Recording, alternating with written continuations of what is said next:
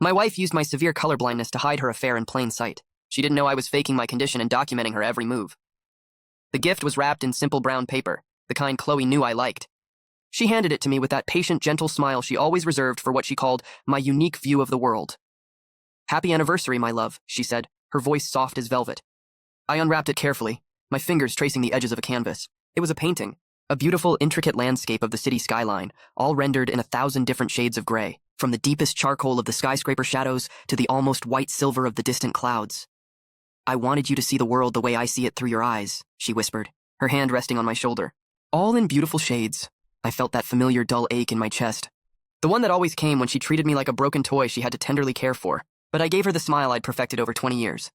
The one that said, "Thank you for understanding my fragile little world." I told her it was the most thoughtful gift I'd ever received.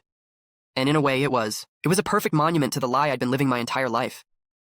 Later that evening, the lie was in full swing. Chloe was getting ready for what she called a last-minute client dinner. She stood in the doorway of our bedroom, a vision in a simple black dress. But around her neck, she draped a new scarf. It was silk, and even from across the room, I could see the vibrant, shocking crimson. It was the color of a fresh wound. She spun around, a perfect little pirouette. "How do I look?" she asked, her eyes sparkling. I let my gaze linger for a moment, just as a real colorblind person might, focusing on the texture, the contrast.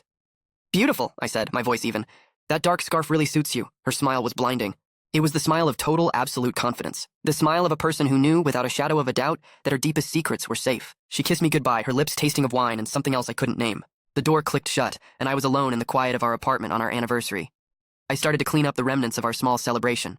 Her wine glass, the wrapping paper, the plates from the cake we'd shared. Her leather-bound planner was lying open on the kitchen island, a place it never usually was. I went to close it, but my eyes caught something. A tiny, almost imperceptible dot, marked in a vibrant red ink right next to today's date. It was the exact same shade as her scarf. My heart started a slow, heavy drumbeat in my chest. "It's nothing," I told myself.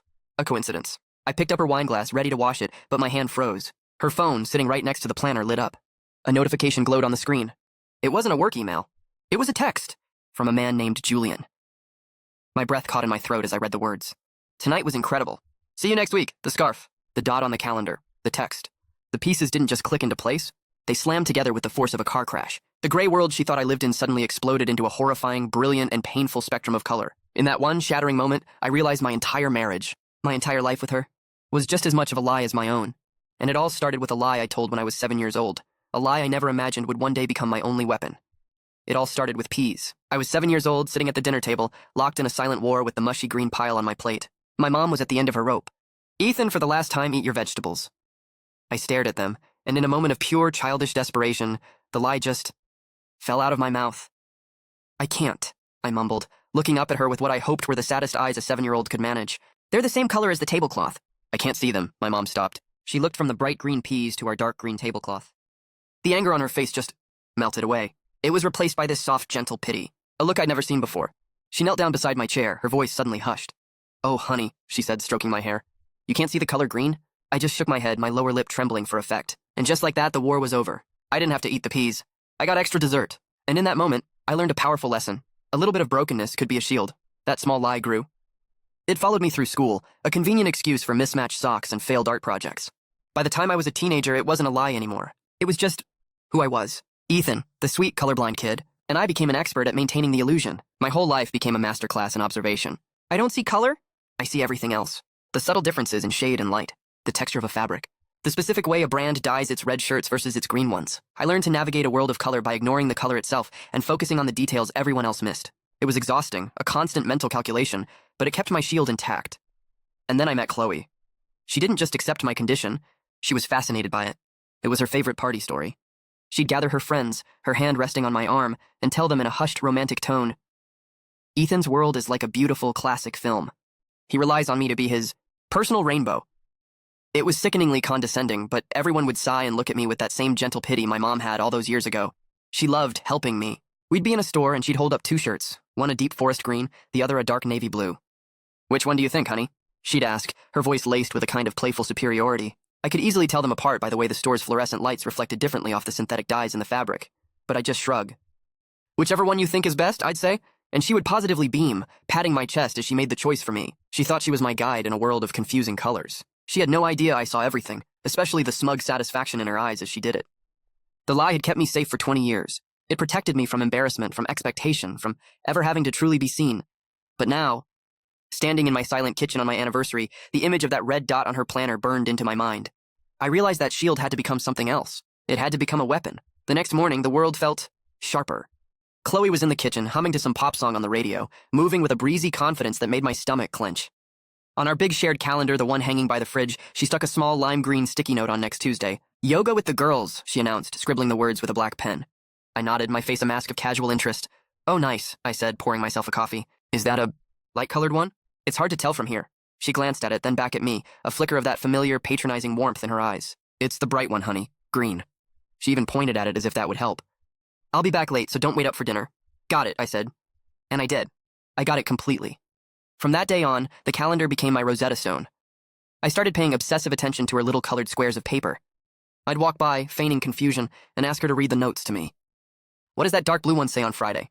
I'd ask. "Book club," she'd reply, without even looking up from her phone. "And the red one on Saturday?" "Client dinner." "I already told you." Slowly, methodically, a pattern emerged from the chaos of her social life. Green was always yoga class, blue was always book club, red was client dinners. 3 colors. 3 lies. My grief was calcifying into something harder, colder. It was becoming a plan. The first real breakthrough came on a rainy Wednesday afternoon. Chloe had taken my car for the day because hers was in the shop.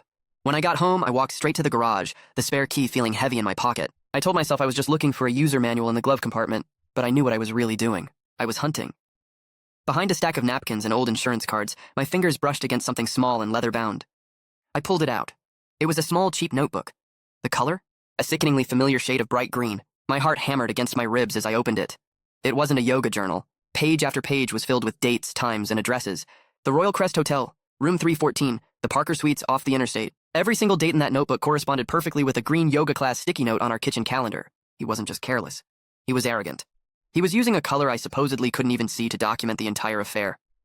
I sat there in the driver's seat of my own car, in my own garage, and I felt the last bit of the man Chloe thought she knew. The gentle, broken, colorblind husband? Just burn away. I pulled out my phone. I took a picture of the calendar on the fridge, zooming in on the green notes. Then I went back to the car and photographed every single page of that green notebook, making sure the timestamps were visible on my phone's screen. Back inside, I created a new encrypted folder on my laptop, buried deep within my work files, and named it Project Grayscale. I uploaded every photo, my hands moving with a new, steady precision. The anger was still there, a hot coil in my gut, but it was focused now. This wasn't just about my pain anymore. This was about building a case. Every lie, every condescending smile, every secret meeting disguised as a yoga class, I would find it, I would document it, and I would use it all to tear her world down. And the worst part was, she was about to give me the perfect opportunity to prove just how much she underestimated me. A few weeks later, Chloe came home from a shopping trip, a familiar glow of self-satisfaction on her face. She was carrying 2 large bags from a boutique downtown, the kind of place where prices were suggestions and the lighting made everyone look rich. "Look what I found," she announced, pulling 2 dresses from the tissue paper and holding them up against her. My blood went cold. One dress was a simple, muted gray, the color of a storm cloud. The other was a brilliant, jaw-dropping emerald green. It was the color of deep forests, of old money, of pure, uncut jealousy, and she was holding them both up, a playful, challenging smile on her face. "The store is having a huge sale," she said, her voice a little too bright. "I can only keep one for my sister's party." "Which one do you think?" I felt a surge of pure panic. This wasn't a casual question. This was a test. A pop quiz in a class I'd been faking for 20 years. My mind raced. She knew I supposedly couldn't distinguish green. To her, these 2 dresses, one wildly vibrant, one completely neutral, should have looked almost identical to me in shade. Mess this up and the whole charade could unravel. I stalled, walking closer, pretending to examine the fabrics. My heart was a frantic bird beating against my ribs. Think, Ethan, think. I forced myself to see the dresses the way I'd trained myself to for decades. Not as colors, but as information. The green dress was silk. It had a sheen, a way it caught the light that was fundamentally different from the matte wool of the gray one. The dye was richer, more saturated. It was, objectively, a darker garment. I reached out and touched the green silk, my fingers tracing the seam along the side. That's tough," I said, my voice remarkably steady. I took a step back, squinting my eyes in mock concentration. "I mean, the darker one has a more elegant cut. It seems more sophisticated," I held my breath. Chloe's smile widened. She lowered the dresses, her shoulders relaxing. "You think so?" I was leaning that way too. She folded the gray dress and put it back in the bag. The test was over. I had passed. She walked over and kissed my cheek, her hand lingering on my arm. "It's so amazing how you see the world," she said, her voice dripping with that sweet, patronizing tone I now recognized as the sound of her underestimation. "Like a beautiful old movie." I just smiled back, a hollow, empty gesture that didn't reach my eyes. As she walked away, humming, my resolve hardened into something sharp and dangerous. That near miss, that casual, arrogant test, it wasn't just a close call, it was a gift. It proved to me that she wasn't just cheating. She was playing a game she thought I was too broken to even understand. And in that moment, I knew her arrogance wasn't just a flaw in her character, it was the key to her downfall. But I also knew I couldn't do this alone. I needed someone on my side who could see the world in full color, someone who could help me build a case she would never see coming. There was only one person on earth I could trust with this. Alex. We'd been best friends since middle school, long before my lie about colorblindness had hardened into an unchangeable fact of my life. I called him that night, my voice tight. Can we meet? It's important. We met at our usual spot, a dive bar downtown with sticky floors and the smell of stale beer hanging in the air. He was already there, sitting in our corner booth, a half-empty pint in front of him. You look like hell, he said, his usual blunt greeting. I slid into the booth opposite him. I didn't know how to start. How do you tell your best friend that your entire life, the one part of you he's always known, has been a complete fabrication? I took a deep breath. Alex, I need to tell you something I've never told anyone. His playful smirk faded. He leaned forward, suddenly serious. Okay, I'm listening. I'm not colorblind, I said. The words felt foreign, like I was speaking a language I didn't know. He stared at me for a solid 10 seconds. The jukebox in the corner was playing some sad country song. Then he threw his head back and laughed. Not a small chuckle, but a deep, booming laugh that made the bartender look over. That's a good one, man, he said, wiping a tear from his eye. Seriously, what's up? I'm not joking, I said, my voice flat. He stopped laughing. Wait, you're for real? All this time? The shirts, the vegetables? I had to prove it. I pointed across the bar to the row of beer taps, their colorful handles glowing under the dim light. Third one from the left is a bright, obnoxious yellow. The one next to it is a deep blue, probably a blueberry ale. The one at the end is a classic red, probably an Irish red. Alex's jaw slowly dropped. He just stared at the taps, then back at me, the gears turning in his head. Holy crap, he whispered. You're not kidding. And then I told him everything. I told him about Chloe, about the red scarf, the green notebook, the color-coded calendar.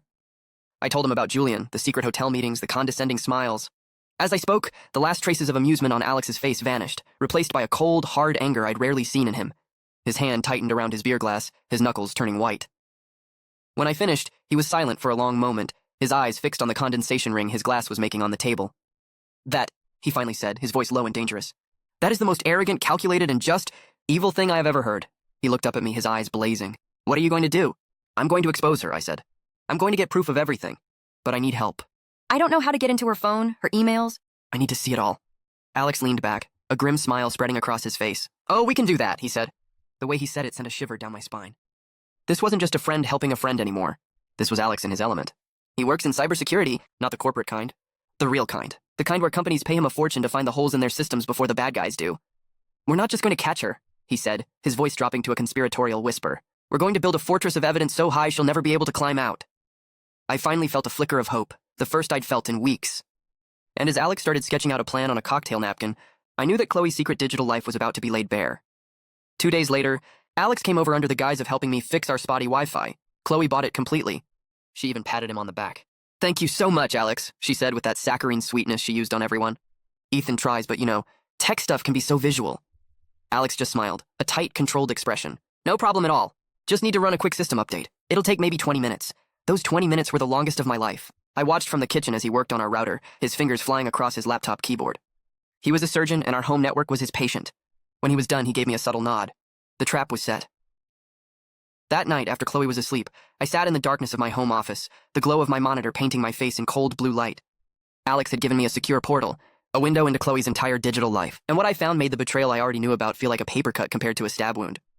I started with her emails. I found the confirmation messages from the Royal Crest Hotel, dozens of them. This wasn't a recent fling. The affair with Julian had been going on for over a year. 18 months, to be exact. My hands started shaking as I scrolled through the history. Receipts for gifts I never saw, expensive jewelry, weekend bags, a watch that cost more than my first car. There were flight confirmations for a trip to Italy they were planning. A trip she told me was a solo wellness retreat she needed to find herself. Then I found the money. She had a budget app she used religiously, one she always praised for its clean interface. She even had a shared folder with me, showing our joint expenses, mortgage, groceries, utilities. It all looked so normal. But on my screen I could see the hidden folders.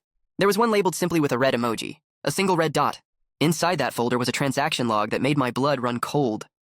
Every month for the past year, she had been systematically siphoning money from our joint savings account.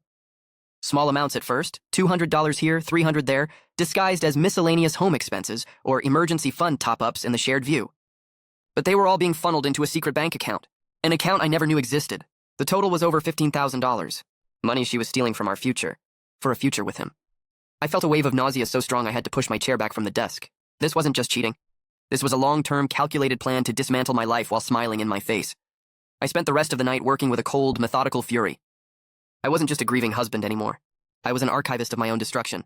With Alex on a secure video call guiding me, we downloaded everything. Every email, every text message where she and Julian mocked my condition, every hotel receipt, every single bank transfer from that red folder. We organized it all chronologically, building a timeline of the betrayal so detailed and irrefutable that no lawyer could ever pick it apart. Each piece of evidence was a brick in the fortress Alex had promised. And as the sun began to rise, I looked at the mountain of proof on my screen, and I knew it was time to stop being the victim. It was time to start building the trap. I chose my moment carefully. It was a Sunday morning, sunlight streaming into the kitchen, the whole scene disgustingly domestic. Chloe was at the table, scrolling through listings for a new house, a house her parents were about to put a massive down payment on for us. I leaned against the counter, my coffee cup warming my hands, and I put on my most earnest, loving husband voice.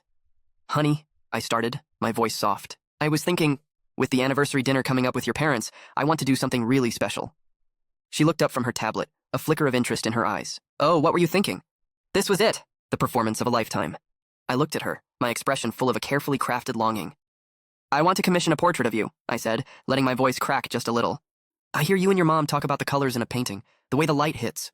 I can't see any of that, but I want to. I want to see you the way everyone else does." Her face completely transformed. The mild interest was replaced by that familiar glowing look of pity and adoration. The look that said, "Oh, my poor, broken, romantic husband." "Ethan," she breathed, getting up and walking over to me.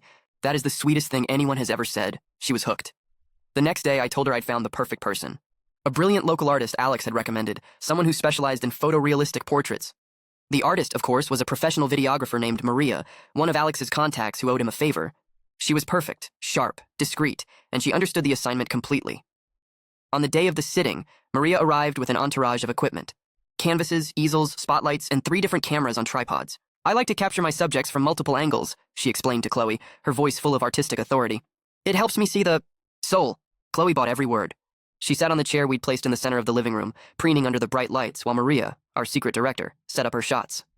The main camera was on the easel, disguised as the canvas she was supposedly sketching on. The other 2 were just cameras, art equipment. Nothing to be suspicious of. "We need to make this feel natural," Maria told her. "Just relax. Take phone calls. Act like I'm not even here." It was a masterstroke. Chloe, who could never be separated from her phone for more than 5 minutes, spent the next 2 hours completely at ease. She took a call from her mom. She laughed at a text message. And then, she took a call from Julian. She kept her voice low, but the high-fidelity microphones hidden in the lighting rigs picked up every single word, every whispered lie, every casual, cruel joke made at my expense. I watched it all happen from a live stream on my phone in the other room, my heart a cold, steady rhythm in my chest. She was performing for what she thought was her portrait, having no idea she was the star of a completely different kind of production. I told her the grand unveiling would happen at the anniversary dinner, in front of her parents. The same parents who were about to sign a check for our future. "It's a surprise," I said, kissing her forehead. "A tribute to you." She loved it. She loved the drama, the romance, the idea of being the center of attention. She had absolutely no idea that the spotlight I was preparing for her was the kind that doesn't just illuminate. It incinerates. The dinner was perfect. The restaurant was Chloe's favorite, the kind of place with white tablecloths, hushed voices, and a wine list thicker than a novel. Her parents were in high spirits. Her father, a man who measured love in stock portfolios and square footage, was proudly detailing the final steps of securing the down payment for our new house. "The wire transfer will go through on Monday," he announced, raising his glass. "To the happy couple, and to building a beautiful future." Chloe beamed, leaning over to kiss me. I could taste the expensive champagne on her lips. This was the moment. All the lies, all the planning. It all came down to this. I stood up, clearing my throat. "If I could just say a few words," I began, my voice steady. "As you know, Chloe gave me a beautiful painting for our anniversary. A grayscale piece to honor my condition. But tonight I wanted to return the favor. I wanted to show her what I see." I gestured to the corner of the private dining room, where a large object was draped in a velvet cloth. Chloe's eyes lit up with anticipation. Her mother clapped her hands together softly. With a theatrical flourish, I pulled the cloth away. But there was no painting. Instead, a large 50-inch television screen flickered to life. Confusion washed over their faces. I picked up a small remote from the table. "Chloe, you always said you wished I could see color," I said, my voice dropping, becoming colder. "Tonight, I want to show you what I see." I clicked the remote. The first image filled the screen. It was a high-resolution photo of the vibrant blood-red scarf she wore on our anniversary. "I see red," I said, my voice echoing in the suddenly silent room. "Red for the little dots on your planner. Red for the client dinners that were never with clients." I clicked again. The screen now showed a photo of the lime green notebook, open to a page listing hotel rooms and dates. "I see green," I continued, "for the yoga classes that were never about wellness." Her father started to say something, but I cut him off. Click. The screen showed a screenshot of her budget app. The secret folder, labeled with a single red dot, was open. showing the list of transactions, the money she'd been siphoning from our savings. And I see red again. For the $15,000 you stole from our future, Chloe. Her face was ashen. Her mother looked like she was going to be sick. Her father just stared, his mouth slightly open. How? Chloe whispered. I pulled out my phone and put it on speaker. Alex, you there? Loud and clear, man. Alex's voice filled the room. All digital evidence, emails, texts, financial records, has been authenticated and backed up. It's a clean case. Chloe's eyes darted from the screen to me, a wild, cornered look in them. But I wasn't finished. There was one more exhibit. And finally, I said, looking right at her, the portrait. I hit play. The screen filled with the video Maria had taken in our living room. It was Chloe, lounging on the chair, talking on the phone to Julian, her voice dripping with condescending laughter. No, he'll never know, she was saying. He can't even tell the difference between red and green. He lives in a gray world, poor thing. It's almost too easy. The room was a tomb. The only sound was Chloe's own laughter echoing from the speakers, a ghost of her arrogance coming back to haunt her. Her parents were staring at her, their faces a mixture of horror and disgust. The video ended. I turned off the screen, and the room was plunged back into a heavy, suffocating silence. I looked across the table at Chloe, at the ruins of the woman I thought I knew. I see it all, Chloe, I said, my voice quiet but clear. I always have. The lie that had been my shield for 20 years had just become the sword that ended my marriage. The aftermath was... quiet. After the explosion, there was only silence. Chloe's father didn't yell. He just stood up, placed his napkin on the table, and said 2 words to his wife. We're leaving. They didn't look at Chloe. They didn't look at me. They just walked out of the restaurant, leaving her sitting alone amidst the wreckage of her own making. The down payment for the house, of course, never came. The divorce was brutally efficient. With the mountain of evidence Alex and I had compiled, she had no leverage, no ground to stand on. She didn't fight. She couldn't. She just signed the papers, her signature a shaky, defeated scrawl. The hardest conversation, though, was with my own parents. I sat them down in their living room, the same room where I'd watched Saturday morning cartoons as a kid, and I told them the truth. Not just about Chloe, but about me. Mom, Dad, I started my throat tight. I'm not colorblind. I never have been. The confusion on their faces was palpable. My mom kept shaking her head like she couldn't make the words fit. But in the peas? She asked, her voice small. And I had to explain the whole ridiculous 20-year story. The lie that started as a childish trick and became a prison. They weren't angry. They were just sad. Sad that I felt I had to hide a part of myself for so long. Sad that I had built my life around a shield I never really needed. But in the end, they were supportive. My dad just clapped me on the shoulder and said, well, I guess this means you're finally going to learn which ties actually match your shirts. It was a stupid joke, but it was exactly what I needed to hear. 6 months later, I found myself standing in front of an easel in a community art class. The room smelled of turpentine and fresh paint. My hands, which had spent months meticulously documenting betrayal, were now holding a paintbrush. On the canvas in front of me was a landscape, a messy, chaotic explosion of color. The sky was a vibrant, impossible orange. The trees were a deep, shocking purple. The grass was a fiery, brilliant red. Nothing was right. The colors clashed. The perspective was off. It was a terrible painting, and I had never been prouder of anything in my life. My instructor walked by and paused, studying my canvas. She didn't critique the colors. She just smiled and said, "You're not afraid, are you?" I thought about that for a moment, and I realized she was right. For the first time, I wasn't afraid of getting it wrong. I wasn't afraid of being seen. I had lost my wife. I had lost the future I thought I was building. But standing there, surrounded by a world of vibrant, messy, and beautiful color, I realized I had finally found myself. The lie was gone. The performance was over. And for the first time in my life, I was living honestly. I was finally free, so what do you think? Was I right to build my own fortress of lies to expose hers, or did I become the very thing I was fighting against? Let me know your judgment in the comments below. This story was a wild ride, and if you want more that make you question everything, make sure to hit that like button and subscribe to Reddit Unpacked. You don't want to miss what we unpack next.